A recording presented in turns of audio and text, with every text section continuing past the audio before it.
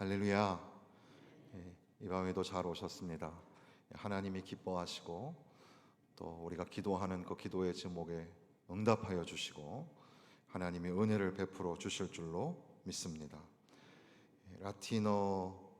라틴어를 우리가 좀 잘 못하지만 라틴어를 잘하는 캐톨릭의 신부들이나 또 대학 교수들은 라틴어를 쓰면 좀 지적으로 보이고 또 그렇게 멋있는 그런 문구들이 또 유행을 하기도 하잖아요. 그런 말 중에 오늘은 코룹시오 옵티미 페시마 이런 말이 있습니다. 코룹티오 옵티미 페시마라는 말인데, 이것은 이제 유럽 사람들은 뭐 운동복이나 티셔츠 같은 데다가도 가끔 이런 라틴어가 적혀 있는 그런 옷도 입고 다니기도 하는데, 이 단어는 의미는 이런 겁니다. 가장 좋은 것의 그 타락이 가장 나쁜 타락이다, 이런 말입니다. 가장 좋은 것인데 그것이 붕괴가 되고 타락이 되면 그것은 가장 나쁜 타락이 된다, 그런 말입니다. 셰익스피어가 지은 그 시를 특히 대표적으로 소네트라고 하는데, 그 소네트 중에서 94번인가요? 하는 그 내용에 보면 아주 좋은 그런 글귀가 있는데, 남을 해칠 힘이 있으면서도 아무도 해롭게 하지 않고 행할 것 같이 보여준 일을 행하지 않는 사람들, 다른 사람들을 감동시키면서 그들 자신은 돌 같아 냉정해서 움직이지 않고 유혹에 빠지지 않는 사람들, 그들은 참으로 천국의 은총을 받았고 자연의 부를 절약해서 쓴다고 하겠도다. 그들은 그 자신들 얼굴의 영주요 주인이라. 다른 이들은 그들의 탁월성의 시종일 뿐이로다. 여름꽃은 여름을 아름답게 하도다. 그 자체는 다만 살다 죽지만, 그러나 만일 그 꽃이 나쁜 병에 걸리면 가장 보잘것없는 잡초도 그의 품위를 능가하도다. 그리고 그 시의 마지막에 이런 문장이 있습니다. 가장 달콤한 것도 그 행위에 따라 가장 신 것이 되나, 썩은 백합은 잡초보다도 더 악취를 풍기도다. 그러니까 백합이 향기가 그윽한 거지만 그것이 썩었을 때는 그 악취가 잡초보다 더 심하다, 이런 말이죠. 그러니까 가장 좋은 것, 그것이 썩고 무너지고 타락하게 되면 그것만큼 최악의 상황이 없다, 그런 말씀을 하고 있는 겁니다. 지금 우리가 읽고 있는 예레미야 13장에는 가장 좋은 것의 이 타락, 무너짐, 그것이 5개가 나옵니다. 그 중에 오늘 한 가지를 함께 나누고 나머지 4가지는 뭘까? 이거는 숙제입니다. 한번 읽어보시면서 오늘 들은 말씀을 잘 생각하시면서 그런 것들이 여기 예레미야 13장에는 어떻게 지금 그렇게 표현을 하고 있는지 그렇게 보면 좋겠습니다. 우리가 지금 살펴보는 그 첫 번째 가장 좋은 것인데 그것이 썩어지게 되는 것, 이게 바로 지금 우리가 읽고 있는 것처럼 띠를 사라, 띠를 사서 이제 그것을 간직하고 보관해라, 이런 말씀을 하나님께서 예레미야에게 하시지 않습니까? 띠를 산다. 여기서 말하는 띠는 여러 가지, 영어의 린넨이라고도 하고 또 킹제임스 버전에서는 거들이라고 하기도 하고, 어떤 사람은 속옷이라고 하고 어떤 사람은 겉옷이라고 하기도 하고 하는데, 그래도 보편적으로 개혁주의 신학자들 사이에서는 이것이 허리띠에 가깝다, 이렇게 얘기를 합니다. 허리띠에 가까운 어떤 띠를 사라. 그런데 이 띠는 그냥 단순한 띠가 아니라 왕이 이렇게 찰 수 있는 존귀하고 아주 아름다운 멋진 그런 띠를 의미하는 겁니다. 값을 주고 사야 되는 그런 띠, 아주 좋은 그런 오늘날로 말하면 좋은 제품으로, 좋은 섬유나 좋은 가죽으로 만든 그런 띠, 그것을 사라, 이렇게 하나님께서 말씀을 하시는 겁니다. 그 배띠를 사서 내 허리에 띠고 물에 적시지 마라. 허리에 꼭 차고 다녀라. 그렇게 말씀을 하시는 겁니다. 그래서 예레미야가 그 말씀하신 대로 허리에 그 띠를 항상 차고 다니는 겁니다. 그런데 예레미야에게 하나님께서 다시 말씀을 하시는 겁니다. 너는 이제 사서 내 허리에 띈 띠 그걸 가지고 일어나서 저 멀리 유브라데로 가서 거기서 그것을 바위 틈에 감추라. 이렇게 말씀합니다. 유브라데는 이제 상징적인 의미가 있겠지만 거의 한 560km 이상 멀리 떨어진 길, 교통수단이 없었으니까 아마 한참을 며칠을 걸려서 그렇게 갔어야 할 길이겠죠. 그렇게 멀리 가서 이 바위 틈에 이 네가 산 띠를 감추어라 이렇게 말씀합니다. 그래서 예레미야가 또 그 먼 길을 순종해서 가는 겁니다. 그러니까 예레미야의 삶이 그렇고 선지자들의 삶이 다 그런데 그 삶이 곧 메시지입니다. 삶이 곧 메시지가 되는 거죠. 그러니까 목회자의 삶이 곧 메시지입니다. 그러니까 이 입술로만 나오는 말씀뿐 아니라 그 사람의 삶을 통하여서 그 사람이 건강할 때, 그 사람이 아플 때, 그 사람이 어떤 걸 볼 때 그런 것들이 다 메시지가 되는 거죠. 그거는 목회자만 그런 게 아니라 여러분도 똑같습니다. 여러분의 삶의 걸음 하나하나가 다 주님의 말씀과 밀접한 관계 속에 있습니다. 그러니까 이 텍스트, 이 글자로 써진 것도 하나님의 말씀이지만 우리의 삶에 영롱히 비춰지는 그런 하나하나의 걸음이 다 하나님의 말씀과 관련이 있음을 잊지 말고 늘 하나님의 말씀과 동행하시기를 주님의 이름으로 축원합니다. 예레미야는 그 먼 길을 가서 이제 순종하여서 그 띠를 감추었단 말입니다. 그런데 6절에 보니까 여러 날 후에 여호와께서 내게 이르시되 또다시 하나님이 말씀하시는 겁니다. 일어나 유브라데로 가서 내가 내게 명령하여 거기 감추게 한 띠를 가져오라 하시기로. 아유 그렇게 멀리까지 가서 감춰놨는데 그것을 또 그 먼 데를 또 가라고 하시는 겁니다. 또 가라. 가서 가져와라. 때로는 하나님이 우리에게 하시는 말씀이 좀 이해가 안 되고 좀 합리적이지 않고 내 형편 내 입장을 좀 생각해 주시지 않는 것 같잖아요. 그럼에도 불구하고 하나님의 큰 뜻이 있어서 하나님의 깊은 말씀의 의미가 있어서 오늘 나에게 하라 하지 마라 하시는 겁니다. 그러니까 우리는 그 말씀 앞에 겸손히 순종하고 그 말씀을 따라서 준행하면 그러면 그 삶이 곧 메시지가 되는 겁니다.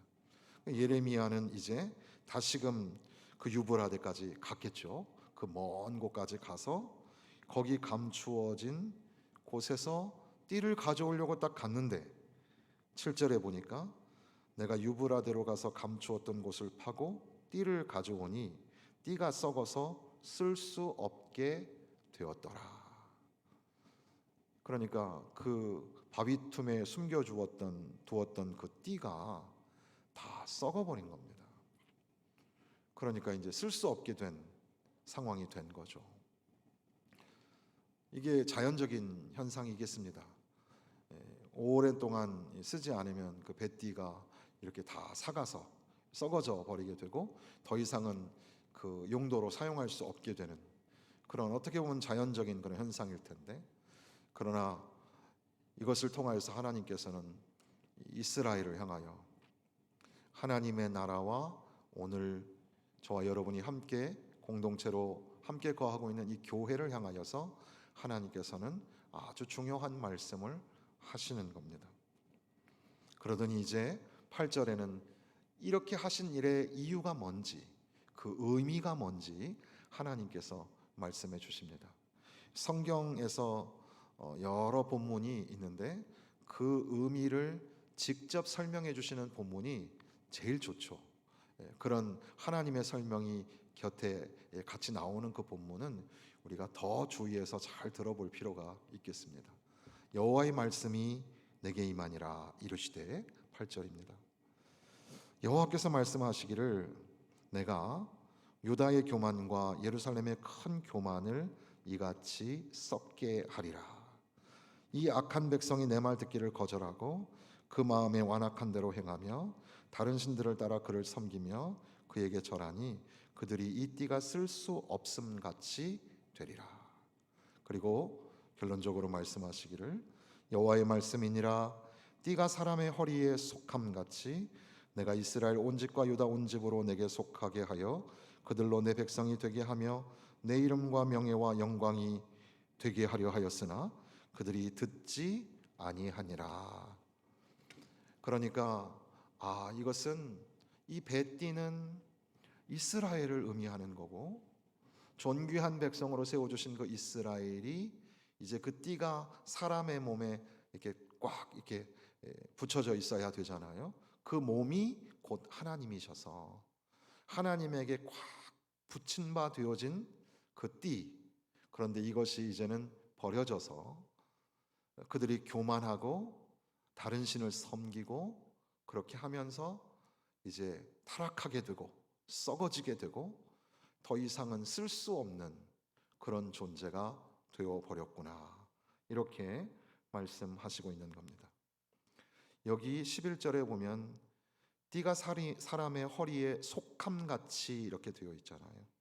이 속하였다라는 말 자체가 딱 붙어 있다는 그런 말씀이거든요. 그러니까 그 관계가 아주 밀접한, 그래서 창세기에 보면은 여자가 남자와 한 몸을 이룬다, 이제 부부가 된다, 그럴 때에 그것이 이제 속함 같다, 이렇게 속하다라는 말을 쓰게 됩니다. 그러니까 완전히 하나님과 이스라엘 백성들은 다 그렇게 붙어 있는 아주 절대적이고 가장 고귀한 친밀함의 관계가 하나님과 이스라엘의 관계였다는 겁니다. 그렇게 허리가 사람에게 딱 속해 있어야 하는데, 그런데 그 띠가 이제 풀어져서 저 멀리 유브라데, 그러니까 이 먼 유브라데까지 가는 것은 아마도 이제 훗날 이제 북이스라엘뿐 아니라 예레미야가 사역했던 유다까지도 다 멸망을 해서 저 이방 나라에 끌려가게 될 것을 아마 미리 보여주시는 겁니다. 그러니까 오늘 우리의 일상에 이렇게 자그맣게 일어나는 어떤 그런 잔잔한 일들이 있잖아요. 그런 것도 우연이 아니라 하나님이 의미하시는, 하나님이 뜻하시는 바가 분명히 있는 것을 알아야 합니다.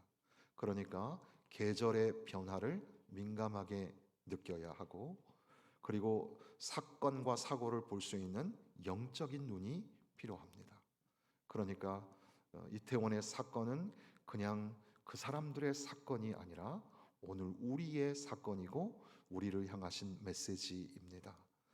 북한에서 미사일을 날리고 지금 일촉즉발의 그런 긴장 관계로 이 세계 정세가 돌아가는 것, 그것도 우리를 향하신 하나님의 말씀, 그 말씀 하나하나를 잘 새겨보며 하나님의 뜻을 구하는 그런 영적인 지혜와 분별력이 저와 여러분에게 있기를 간절히 소망합니다. 그런데 이렇게 1절부터 11절까지의 이야기를 다시금 한 단계 한 단계 나눠서 다시 생각을 해 보려고 하는 겁니다. 그래서 이것이 오늘 주보의 제목처럼 영광과 수치와 회복이라는 그런 단어로 설명할 수 있지 않겠는가, 이렇게 말씀을 보려고 하는 겁니다. 예레미야가 먼저 이 띠를 풀어서 그 유브라데 강 근처에 바위 틈에 감추도록 그렇게 명령을 받습니다. 앞서 말씀드린 것처럼 띠는 그 사람에게 딱 붙어 있어야지 제 기능을 하는 건데 띠가 멀리 떨어져 나간 겁니다. 하나님에게서부터 멀리 떨어져 나간 사람. 교회도 마찬가지죠. 하나님의 말씀에서 멀리 떨어져 나간 것. 떨어지는 것은 별로 좋은 게 아니죠. 여기에 맥락하고는 좀 다르지만 교회에서도 떨어져 나간 사람들이 있잖아요. 그것이 여러 가지 인간관계에 복잡한 관계가 있는데 그런 것들은 다 뒤로 하고 하나님과의 관계만 생각한다면 빨리 하나님께로 돌아와 하나님의 품에 안기고 그리고 꼭 끌어안아 주시는 하나님의 안아주심을 느끼면서 그렇게 눈물로 감사하고 감격하는 그런 회복의 시간이 반드시 필요합니다. 그것은 우리가 아무리 세상에서 열심히 살고 지혜롭게 살아도 하나님과의 관계가 무너지고 멀어져 있으면 그것은 아무것도 아니라는 사실, 그리고 심지어 오늘의 맥락에서는 그것이 이제 무서운 멸망을 초래하게 된다는 것을 우리는 잊지 말아야 합니다. 어쨌든 이렇게 띠가 예레미야에게서부터 떨어져 나갔다. 그리고 그 유브라데 강 근처의 바위틈에 숨겨지게 되었다. 이것은 하나님만 섬기고 하나님만 의지하며 살아가야 할 이스라엘 백성들이 이제는 하나님에게 도움을 구하지 아니하고 아수르의 무기를 의지하고 또 애굽의 그런 권세와 재물을 의지하면서 그렇게 하나님 앞에 교만을 떨면서 다른 우상을 섬기면서 그렇게 살아가는 이스라엘의 이 현실, 그 불성실함의 현실을 보여주고 있는 겁니다. 우리의 도움은 어디에 있습니까? 우리의 도움은 천지를 지으신 하나님께 있습니다. 너무나 잘 아는 명제죠. 그런데도 불구하고 우리는 우리가 도움이 필요할 때 하나님께 달려가지 않고 나 혼자 해결해 보려고 합니다. 어찌 되었건 전전긍긍하면서 잠을 이루지 못하고 해결해 보려고 합니다. 그 정도만 해도 그래도 열심히 살려고 하는 거 아닐까 생각할 수 있겠는데 이제는 좀 오버해서 하나님의 생각이 분명히 이러한데도 불구하고 나는 그렇게 하지 않아. 나는 하나님의 생각대로 살지 않아. 나는 이 길로 갈 거야. 이렇게 할 거야. 그렇게 살아가는 사람들, 그리고 사실은 그런 교회와 그런 나라가 지금 굉장히 많습니다. 실제로 그 영국의 그 스코틀랜드인가요? 거기에 있는 어떤 그 총회에서 이상한 결의문이 하나 나왔죠. 그 결의문이 뭐였냐면 우리는 성경보다 더 많이 안다. 이런 말을 한 거예요. 종교개혁의 정신은 캐톨릭에도 이 종교성이 있고 윤리성도 있고 다 좋은데 궁극적으로 그 캐톨릭과도 우리는 결별할 수밖에 없는 것은 교황은 하나님이 아니기 때문입니다. 교황의 그 말씀, 교지가 하나님의 말씀보다 급이 높은 것처럼 그렇게 들려져서는 안 되는 거죠. 그래서 우리는 오직 성경의 권위만을 믿고 따릅니다. 그런데 이상하게도 신학자들 사이에서 이상한 일이 벌어진 거예요. 우리는 성경보다 더 똑똑하고 성경보다 앞선 시대를 살아가고 있다는 그런 정말 속된 말로 회개망측한 그런 말을 한 거죠. 그런데 비단 그게 거기에서 끝나는 게 아니라 우리가 한번 진지하게 생각해 보면 어떻습니까? 우리의 삶이 그렇지 않나요? 하나님의 말씀이 버젓이 그렇게 서 계시는데도 불구하고 나는 하나님의 말씀보다 더 높은 곳에 있어요. 하나님 말씀보다 내 생각이 더 우월할 때가 있어요. 그리고 그렇게 살아요. 그렇게 서스럼 없이 행동하고 살아요. 그래서 Jesus says, God says, 하나님이 말씀하셨고 주님이 말씀하시면 이런 말이 아니라 내 생각에는, 내 의견에는 나는 그렇게 생각 안 하는데, 이게 우리 가운데 너무 많죠. 그것이 지금 띠가 버려져서 예레미야의 손에서 벗어나고 이 먼 곳에 바위 틈에 이렇게 버려진, 숨겨진 그런 모습, 그것이 바로 오늘 우리의 불성실함, 교회의 불성실함을 보여주는 것이 아닐까. 절대 명심해야 합니다.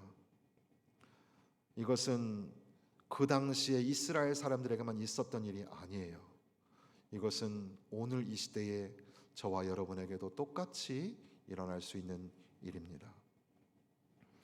그리고 나서 이렇게 멀리 떨어져서 파묻어 놓았던, 숨겨 놓았던 그 띠를 이제 다시 가서 가져오려고 가봤더니 그 띠가 이제 상하여서 썩어서 어떻게 쓸 수가 없게끔 되어 버린 겁니다.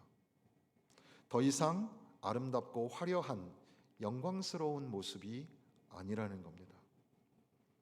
그래서 앞서 그 어려운 라틴어 잠깐 소개했는데, 가장 좋은 것의 타락이 가장 최악의 그런 무너짐이라는 그런 격언이 참 의미가 있겠다, 이런 생각을 하게 되는 겁니다. 원래 그 존재는 존귀한 존재입니다. 아주 값진 그 영광을 드러내는 존재였는데 그것이 썩어지면 아무 쓸데가 없는 그런 도구가 되어버리죠. 마찬가지로 오늘 인간의 모습이 그렇고 또한 교회가 그렇습니다.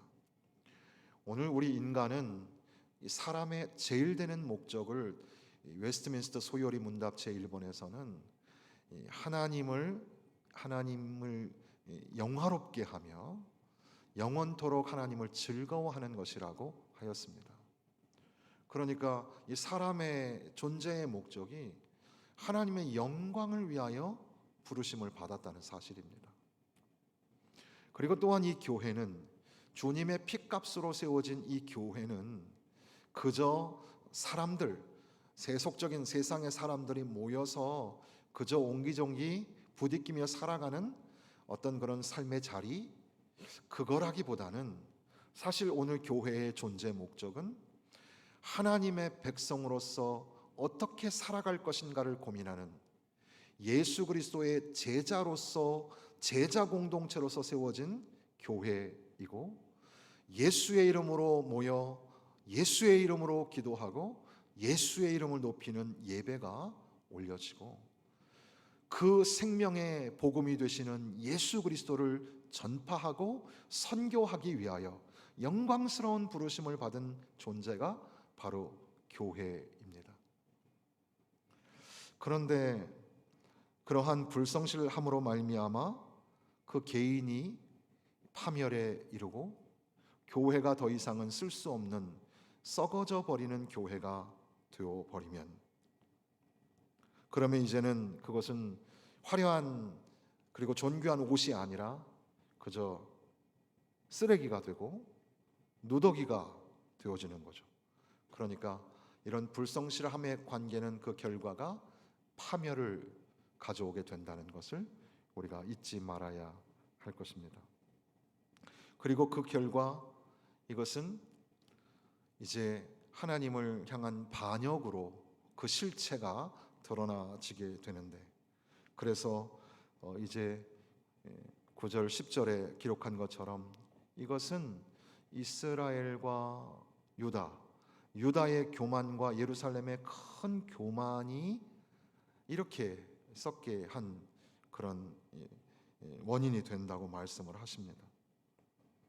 하나님의 말씀을 듣고 하나님의 말씀에 주의를 기울이고 순종해야 하는데 하나님의 말씀을 듣지 않아요.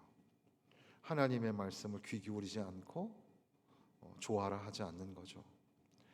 과연 우리 아이들이 불렀던 노래, 어려서 우리가 불렀던 찬송가 말씀처럼 달고 오묘한 말씀, 아름답고 귀한 말씀, 참 생명의 말씀. 그래서 뭐 설교하는 목사님을 뭐 칭찬하거나 여러분들 그렇게 두둔할 필요는 없어요. 그런데 소망은 70점이 목표인 저 같은 사람의 소망도 여러분들이 말씀을 듣고 나면 목사님 오늘 말씀이 참 좋았어요.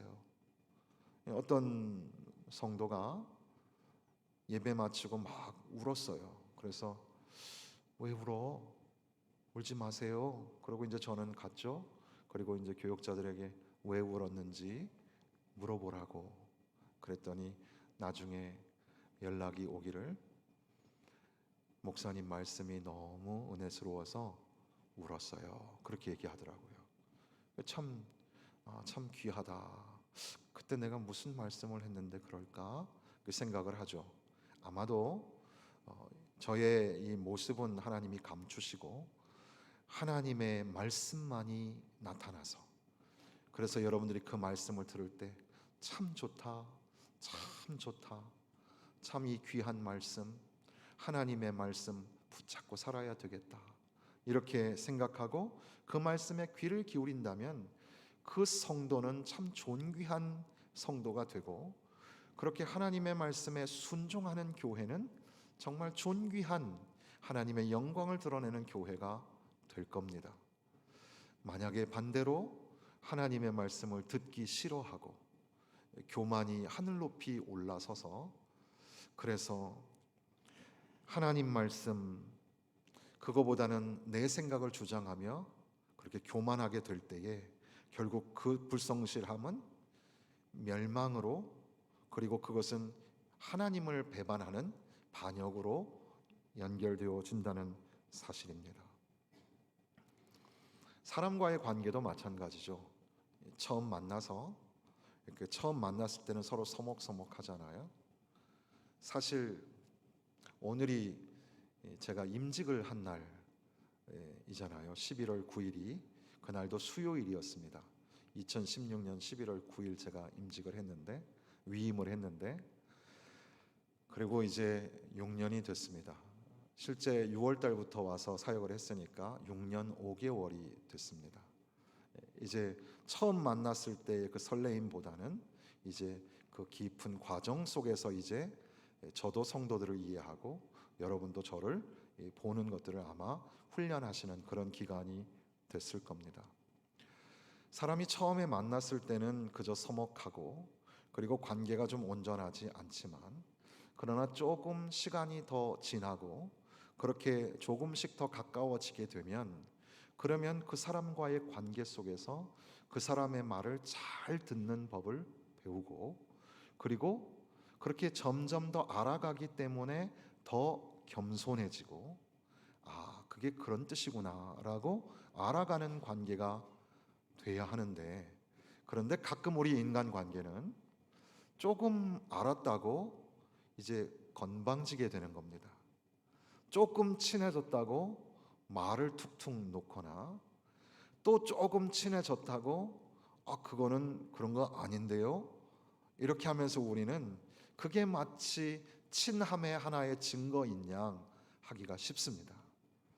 그런데 잘 생각해 보시면 우리가 더 친해지고 더 가까이 있다면, 그렇다면 그 사람의 말에 귀를 기울이고 그리고 그 말씀에 순종하고, 상대적으로 그 사람 앞에서 나는 더 낮아지고 더 겸손해야 하지 않을까.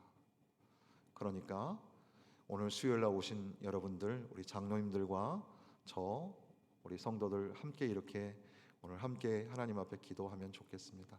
저도 여러분 앞에 더 겸손한 사람이 되겠습니다. 그리고 여러분도 저한테 겸손하세요.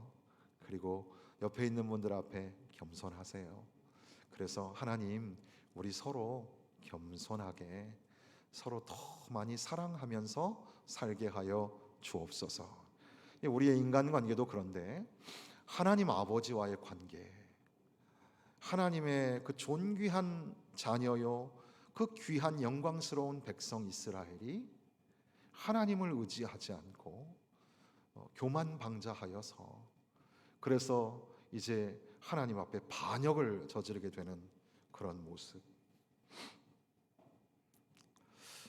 그리고 결국에는 어떻게 될까요? 11절에 이렇게 쓸모없게 된 띠처럼 그들로 하여금 내 백성이 되게 하여 내 이름과 명예와 영광이 되게 하려 하였는데 그들이 듣지 아니하였다. 그러니까 원래 이 교회의 모습은 뭡니까? 영광입니다. 영광. 오늘 저와 여러분의 모습은 영광입니다. 그런데 하나님의 말씀에 순종하지 않고 하나님이 원하시지 않는 길로 걷는 그 교만은 결국에 그 교회로 하여금 수치스러운 경험을 하게 됩니다. 이제 그들은 이 이방 나라의 포로로 먼 길을 끌려가게 될 겁니다. 왕들은 눈이 뽑힐 것이고 부녀자들은 유린당할 것이고 그리고 모든 사람들은 죽임을 당하고 수백 년간 노역 생활을 해야 될 겁니다.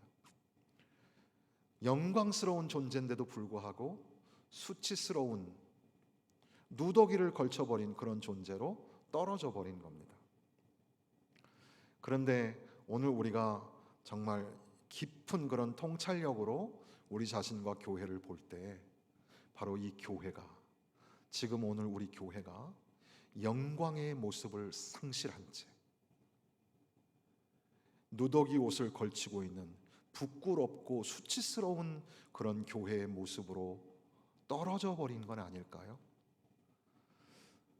저와 여러분의 존재는 하나님의 영광을 위하여 거룩한 하나님의 형상대로 지으심을 받은 귀한 존재이고 비록 하나님과의 관계가 깨져버렸지만 우리 주 예수 그리스도로 말미암아 새 사람으로 지으심을 받고 하나님의 백성이라고 하고 주님의 제자라고 하는데 그런데 왠지 내 삶은 나락으로 떨어져 버린 것 같이 그렇게 부끄럽고 수치스러운 그런 모습, 그것이 오늘 우리의 현 주소가 아닙니까? 이제 결론의 말씀을 나누려고 합니다. 그런데 예레미야 시대에 있었던 일은 이제 장차 회복의 시간이 올 겁니다. 그래서 예레미야서의 29장쯤에 가면 29장 10절 제가 읽겠습니다. 빨리 찾으시는 분들은 보시고요. 29장 10절부터 말씀을 읽어드리면 여호와께서 이와 같이 말씀하시니라 바벨론에서 70년이 차면 내가 너희를 돌보고 나의 선한 말을 너희에게 성취하여 너희를 이곳으로 돌아오게 하리라. 여호와의 말씀이니라 너희를 향한 나의 생각을 내가 아나니 평안이요 재앙이 아니니라 너희에게 미래와 희망을 주는 것이니라. 너희가 내게 부르짖으며 내게 와서 기도하면 내가 너희들의 기도를 들을 것이요 너희가 온 마음으로 나를 구하면 나를 찾을 것이요 나를 만나리라. 이것은 여호와의 말씀이니라. 나는 너희들을 만날 것이며 너희를 포로된 중에서 다시 돌아오게 하되 내가 쫓아 보내었던 나라들과 모든 곳에서 모아 사로잡혀 떠났던 그곳으로 돌아오게 하리라. 이것은 여호와의 말씀이니라. 하나님의 언약의 백성을 하나님은 버리시지 아니하고 하나님의 그 언약대로 그들이 이제 돌아오게 하실, 회복하실 구원의 날이 그들에게 있었다는 거죠. 그런데 지금 이렇게 수천 년이 지난 오늘 이 시대를 살아가는 저와 여러분에게는 이들에게는 선명하지 않았던 것이 하나 있습니다. 그것이 바로 복음입니다. 복음은 저와 여러분에게 무엇을 말씀하냐면 존귀하고 부유하셨는데도 불구하고 저와 여러분을 위하여서 가난한 누더기 옷을 걸치신 분, 자기의 부유함을 수치스러움으로 막 바꾸신 분, 그분의 이야기를 담고 있습니다. 마틴 루터가 말한 것처럼 그리스도와 그의 십자가에 못 박힌 것을 배우라. 스스로에 대해 절망하며 주 예수님 당신이 나의 의가 되시고 나는 당신의 죄인입니다. 당신은 당신이 아닌 것을 스스로 떠맡으셨고 나에게 내가 아닌 것을 주셨습니다. 그렇게 고백하며 예수님께 기도하라는 거죠.